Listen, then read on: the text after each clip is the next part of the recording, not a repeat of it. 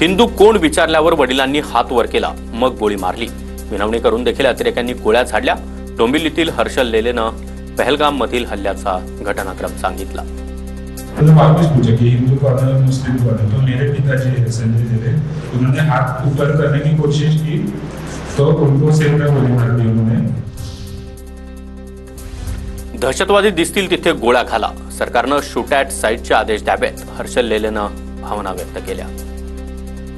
पाकिस्तान के border के इधर भी हो या फिर बांग्लादेश के बॉर्डर के इधर भी हो, कहीं भी किसी भी बॉर्डर पे अगर कोई टेररिस्ट दिखे तो सीधा उनको शूट कर देना चाहिए।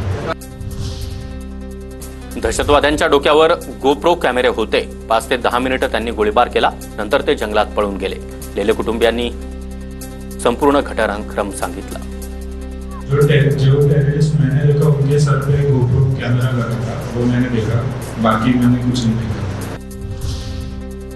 दहशतवाद्यांनी डोळ्यात गोळ्या घातल्या, लहान मुलांना देखील मारलं। एका मुस्लिमानं अतिरेक्यांना अडवलं तर त्यालाही गोळ्या घातल्या। कौस्तुभ गणबोटे आणि संतोष जगदाळे यांच्या कुटुंबियांनी अंगावर काटा आणणारा अनुभव सांगितला।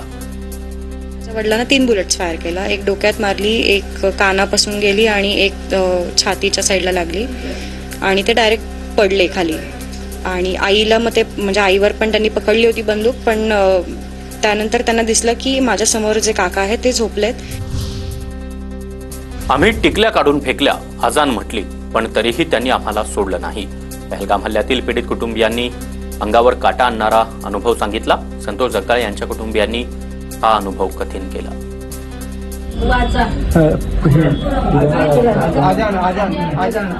आम्ही सगळ्या लेडीज होतो तिथं, तर सगळ्यांनी मोठमोठ्याने आजान म्हटली, सगळ्यांनी आमच्या माणसांना मारलं।